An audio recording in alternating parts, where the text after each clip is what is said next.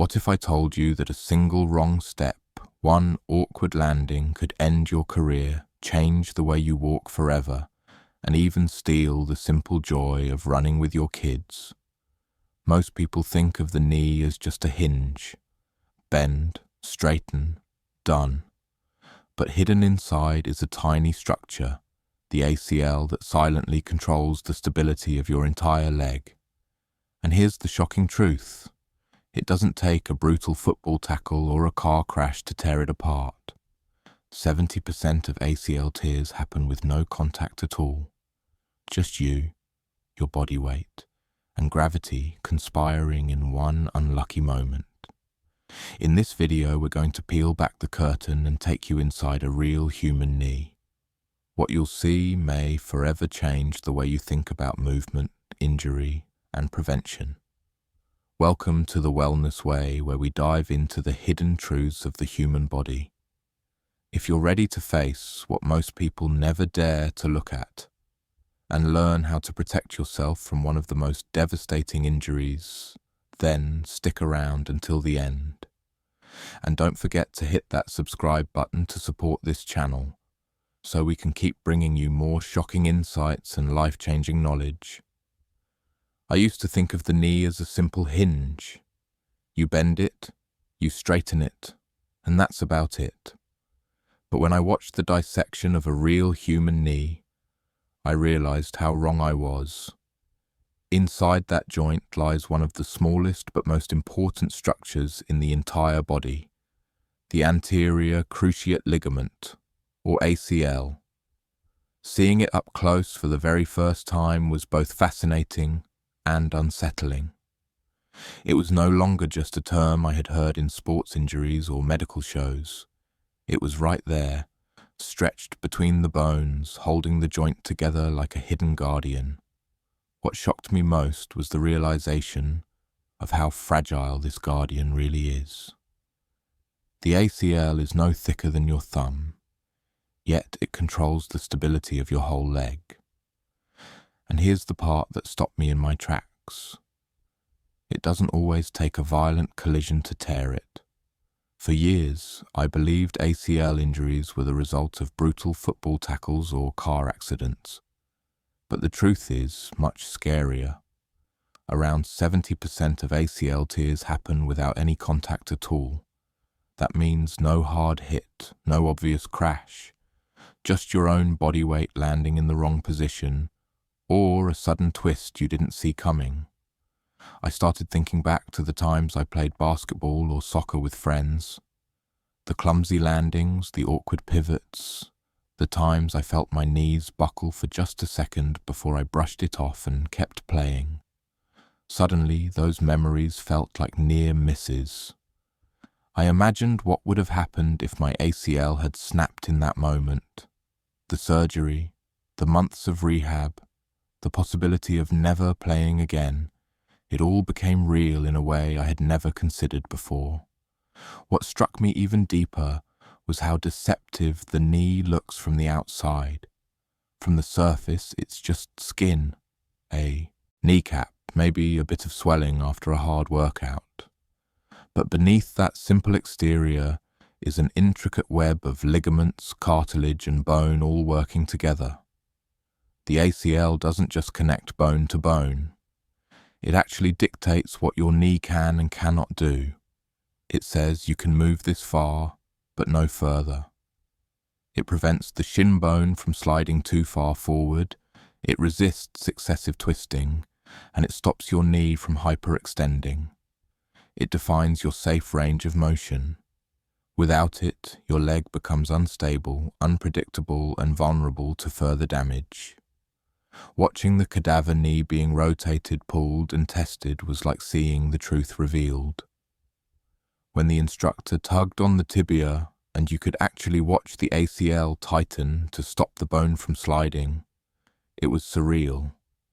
For the first time, I could see the invisible work happening inside my own body every time I took a step. It made me realize how much we take these structures for granted. We move, we run, we jump, without ever thinking about the delicate cords inside that are working overtime to protect us. But the video also highlighted something that made me uncomfortable: the signs of arthritis in the knee being dissected. The cartilage was worn down, rough and uneven, with spots where bone rubbed directly against bone. It was a reminder that even if we escape sudden injuries like ACL tears, time and wear can still erode our joints. That detail stuck with me because it felt like looking at my own future. It was a glimpse of what neglect, overuse, or simply aging might one day reveal inside my own knees. As I processed all of this, I realized how misleading our assumptions can be. We think danger comes only from collisions, when in reality our bodies often betray us during ordinary movements.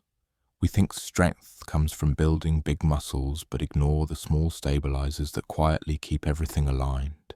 And we think surgery is a fix-all when in truth, prevention is the only guarantee we have.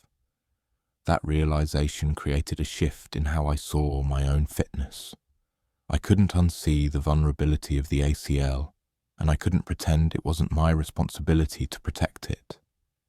There was also an emotional element I hadn't expected. Looking at that cadaver knee wasn't just about science, it was about perspective. Someone had donated their body so others could learn, and in that act, they revealed truths that could save future injuries and maybe even careers. It made me more respectful of what I was watching. This wasn't just a demonstration, it was a wake-up call delivered by the silent story of a real human knee. The irony is that we often ignore our knees until they fail us. We don't notice the ACL until it's torn, the cartilage until it's gone, the stability until it's lost. But what if we paid attention sooner? What if, instead of waiting for pain to teach us, we learned from these dissections, these lessons, these stories? Watching that ACL stretch and resist under the probe felt like watching a secret being revealed. The knee is far more complex and far more vulnerable than we want to believe. That realization changed how I think about movement. Now, every time I land from a jump or twist during a game, I'm more aware. I picture that ligament inside my knee, straining to hold me steady. And I ask myself, am I helping it do its job? Or am I pushing it toward a breaking point? This part of the video didn't just educate me, it unsettled me in the best possible way. It reminded me that our bodies are miracles of engineering, but they're not indestructible. The ACL is a perfect example, a small, hidden band of tissue that carries an enormous responsibility. Seeing it up close forced me to confront the gap between what I thought I knew and the reality inside my own body. And that gap is where injuries are born. So, when I walked away from watching that dissection, I carried with me not just curiosity, but caution. Because once you've seen what the ACL looks like, once you've understood how easily it can fail, you realize something. Every step, every jump, every twist is either a choice to respect that ligament or a gamble that one wrong move won't take it away from you. When the camera moved deeper into the cadaver knee, it no longer felt like a simple anatomy lesson. It felt like a story unfolding. The instructor wasn't just pointing at structures. He was showing us what happens when life takes a wrong turn, when a ligament designed to protect us meets forces it cannot handle. I found myself leaning in closer, as if the secrets of my own body were being revealed right there on the table. The ACL came into focus, thin, white, and almost unremarkable at first glance. It didn't look like the kind of structure that could end an athlete's career. But as the probe pulled on the tibia and the ligament tightened like a rope under tension, I began to understand. This small band of tissue is the reason we can run, cut, jump, and land without collapsing. It resists forward movement of the shin, prevents dangerous twisting, and keeps our knees from bending too far backward. Without it, the leg doesn't simply weaken, it becomes unstable, unreliable, and prone to even greater injuries. What truly startled me was the way the ACL responds under pressure. The instructor showed how pushing or twisting the knee in the wrong direction made the ligament fight back, stretching to its limit. But like a rope, every ligament has a breaking point. That visual hit me harder than any diagram I'd ever seen. It was no longer an abstract idea. I could see the exact moment where too much force would mean disaster. And then came the part that changed my perspective completely. Most ACL tears don't come from violent collisions. They come from everyday movements gone wrong. 70% of ACL injuries are non-contact. A bad landing after a jump, a sudden pivot on the basketball, caught, even a quick twist when changing direction. Those are the real culprits. That statistic unsettled me because it meant the danger wasn't just for professional athletes. It was for people like me, people like you, anyone who runs, jumps, or plays casually on the weekends. It made me wonder why we so often underestimate this risk. We hear about famous athletes tearing their ACLs and think, that won't happen to me. I don't play at that level. But the truth is that risk doesn't care about your level of competition. The ligament doesn't know whether you're in the Super Bowl or just playing a pickup game at the park. It only knows force, angles, and limits. Cross those limits, and the outcome is the same. There's also a mental side to this. I used to think injuries were purely bad luck, wrong place, wrong time. But after watching this demonstration, I realized there's more to it. The body gives us boundaries, and the ACL is one of those boundaries. When we ignore it, when we push past it without preparation, that's when disaster strikes. Suddenly, bad luck felt less like chance and more like consequence. The video also challenged my assumptions about treatment. The way the ACL was tested on the cadaver mirrored what doctors do in real life.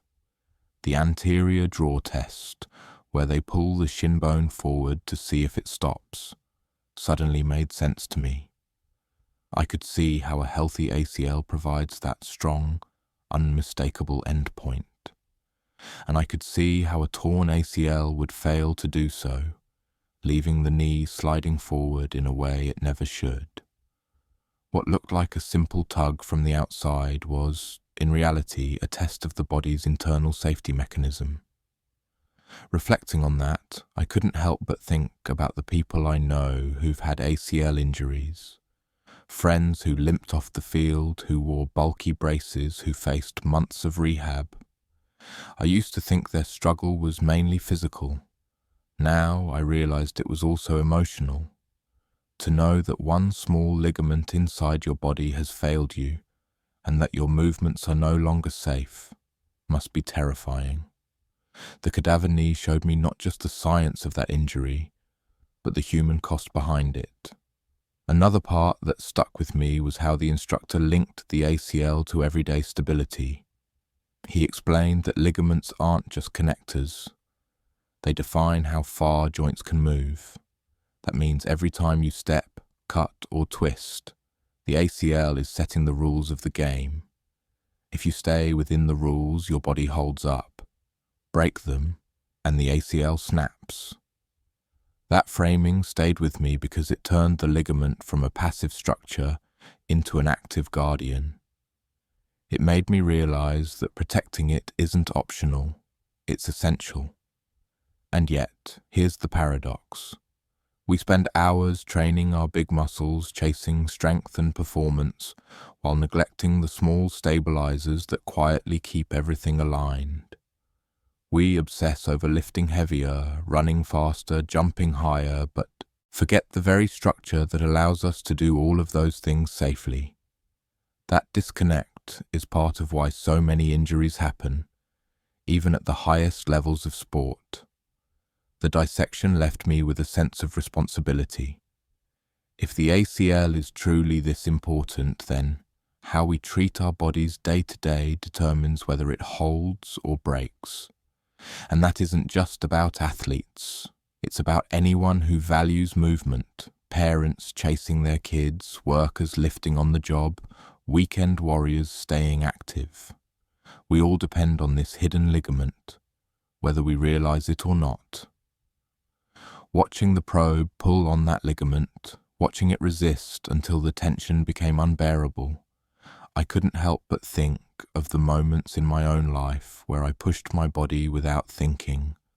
The rushed basketball games, the careless jumps, the lack of warm-up. In those moments I wasn't just playing, I was gambling with my ACL. The cadaver knee showed me the stakes of that gamble. And perhaps that's the most powerful lesson of all, awareness. Once you've seen the ACL in action, once you've watched it straining under forces we casually generate every day, you can't go back to ignorance. You can't pretend it's unbreakable.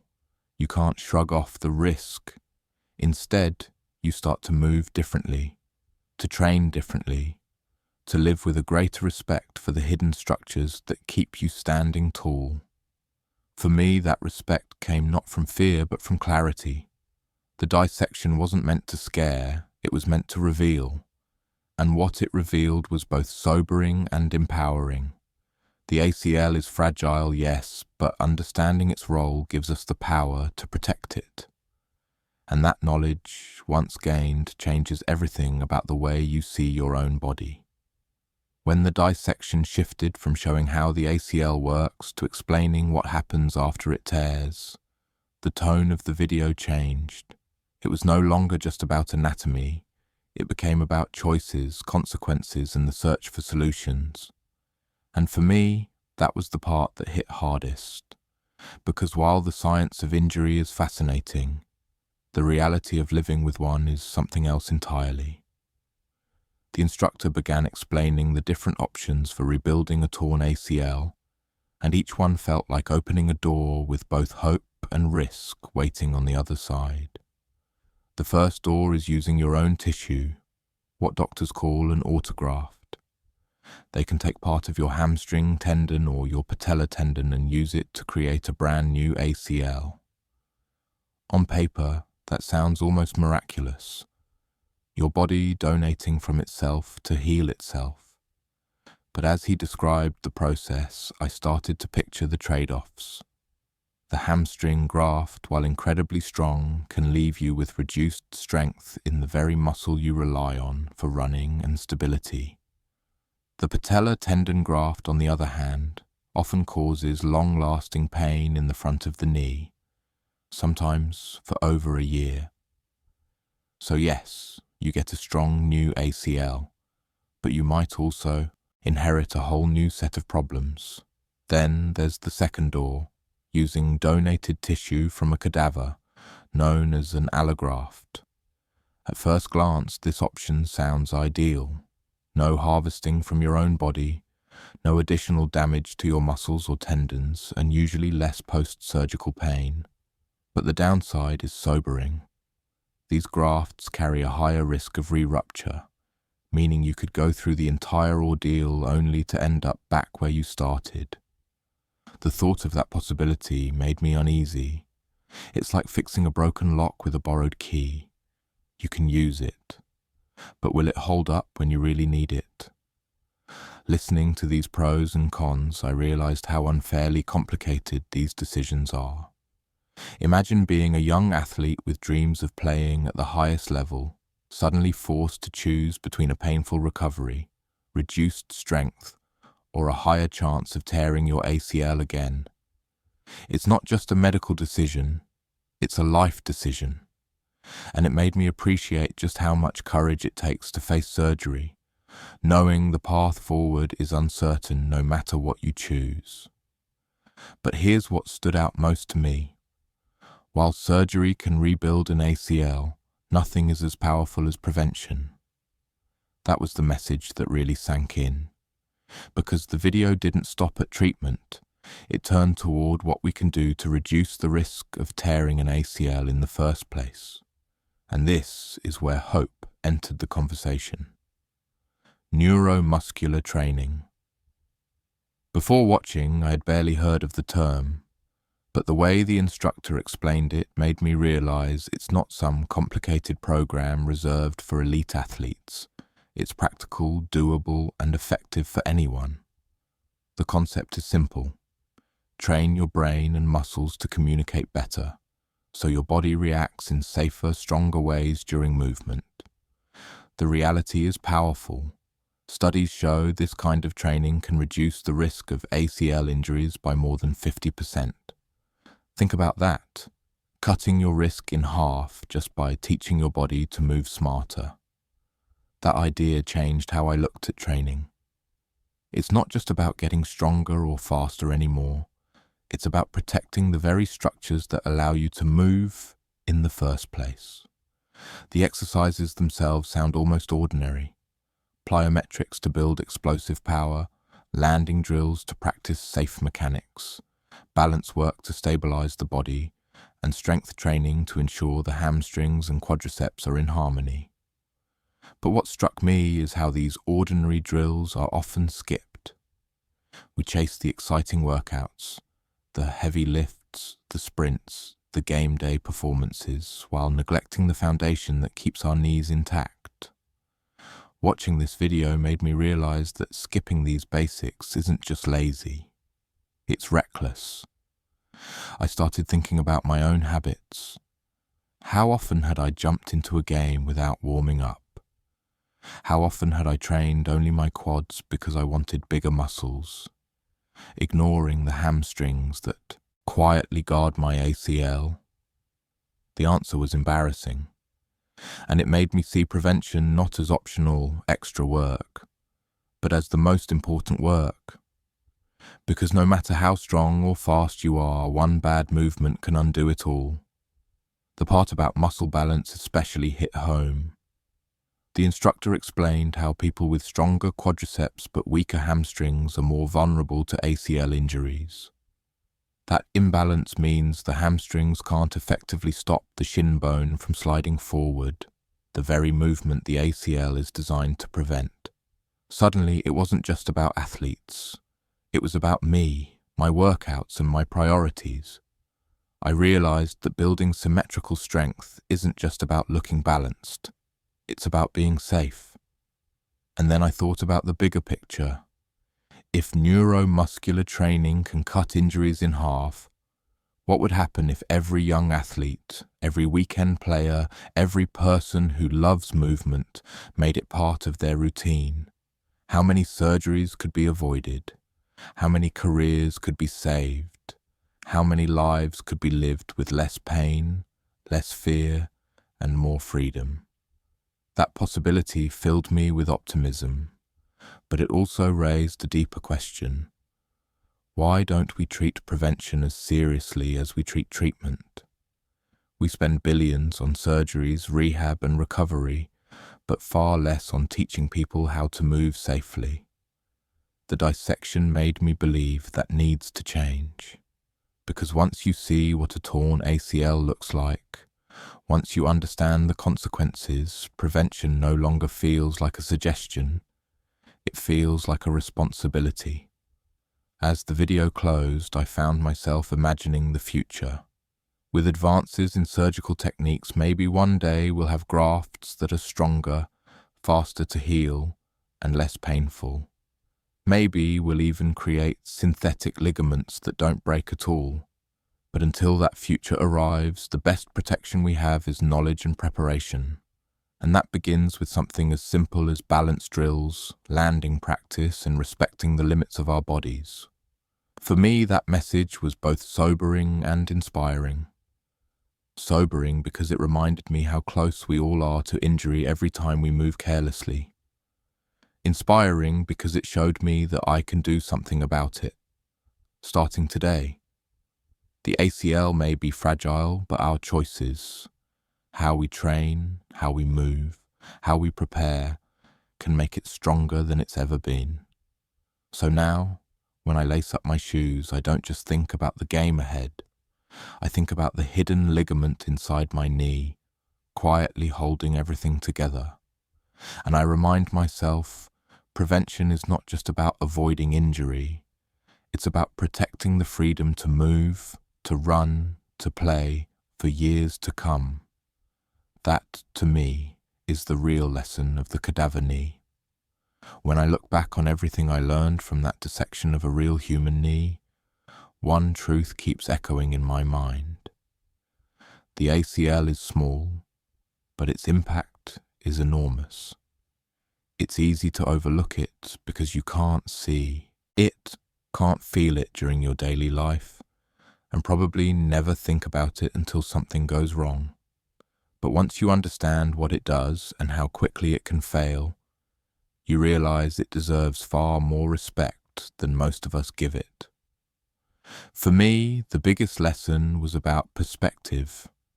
I used to think injuries were just bad luck, things that happen to athletes under extreme circumstances. Now I see how fragile the boundary really is. Most ACL tears don't come from brutal tackles or high-speed crashes. They come from simple mistakes. That fact changed the way I view my own movements. It made me slow down, pay attention, and train smarter. Another lesson was about choices. Yes, medicine can rebuild a torn ACL with amazing techniques, but every option has trade-offs: pain, weakness, risk of re-injury. Surgery may restore function, but it doesn't erase the struggle. The only real guarantee is prevention, and that prevention doesn't require expensive equipment or elite status. It comes down to balance drills, landing practice, strength training, and the discipline to make them a priority. Personally, I've started adding these things into my routine, not just for performance, but for protection. It feels less like extra work and more like investing in my future self. Because what's at stake isn't just sports.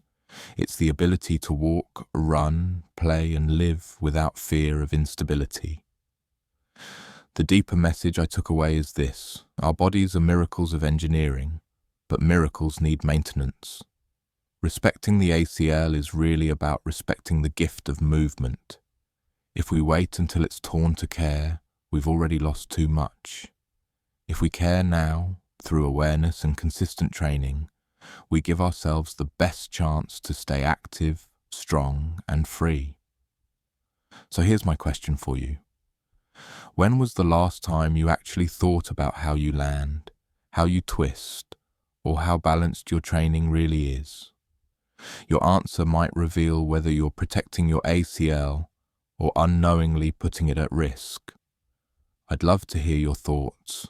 Share your perspective in the comments below so we can all learn from each other's experiences. And if this reflection opened your eyes the way it did mine, I invite you to stay connected. Hit that subscribe button to join us here at The Wellness Way, where we uncover the hidden truths of the human body and explore the lessons that can keep us moving, thriving, and living with strength. Together we can build not just healthier bodies, but healthier lives.